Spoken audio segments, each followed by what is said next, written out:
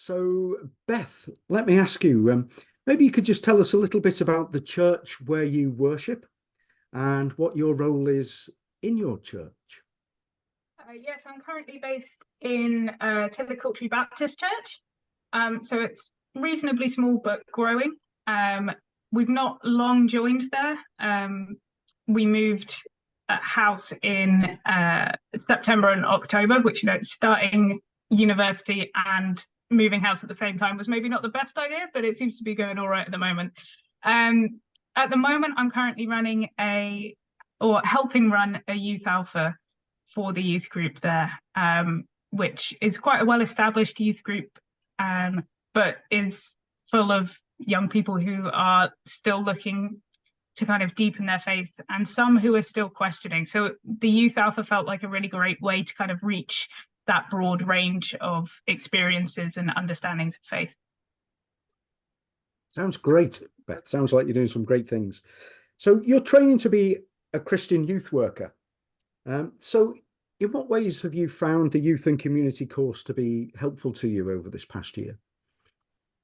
It's been really useful for me to be able to kind of think about why I'm doing what I'm doing and kind of finding those biblical foundations for the reasons why I do things.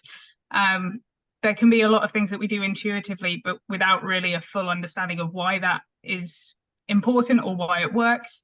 And I've really found the module that we did on the values of youth and community ministry to be really helpful in starting to understand some more of the whys about how we can move forwards in that kind of field.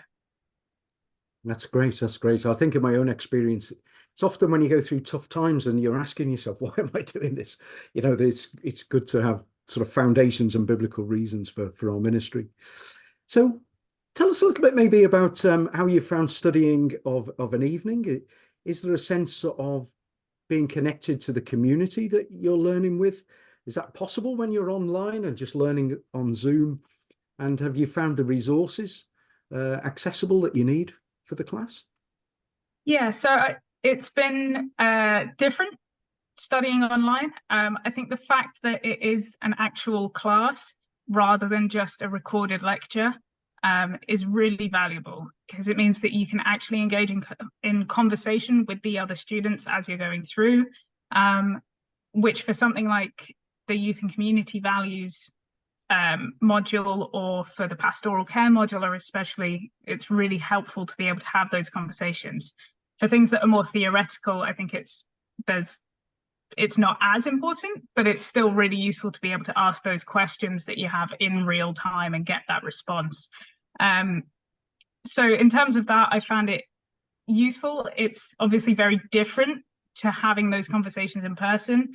And so some conversations I think are easier and others are harder when you have the barrier of a screen in front of you.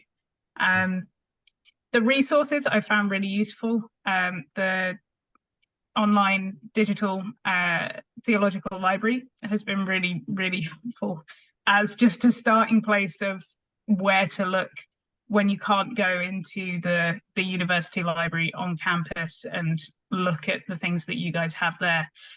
Having that online resource has been invaluable.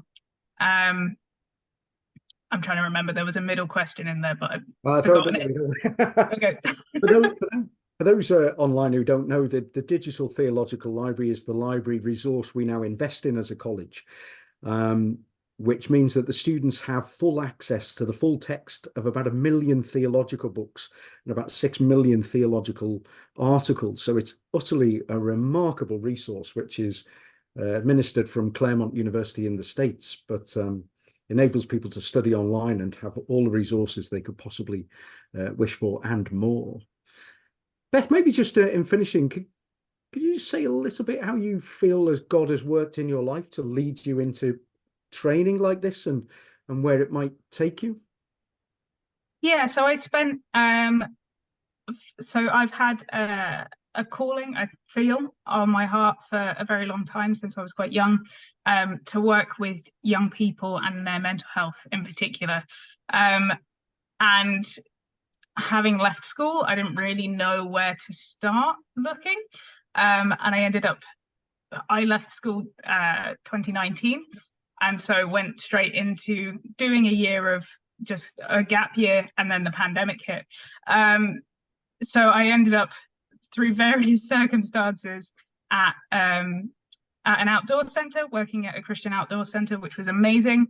And through leaving that and moving into a different time, was trying to kind of piece together all the different things that I knew I enjoyed and I knew that I wanted to do.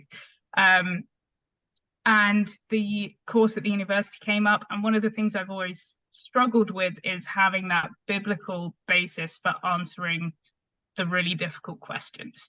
And so it felt like a really good way of kind of getting more of that experience in a way that was really supported by you know, through the work-based learning and the placements of being supported by a university and having that kind of structure set up, but also having the input of the theological understanding for what was going on, and to start trying to answer some of those questions.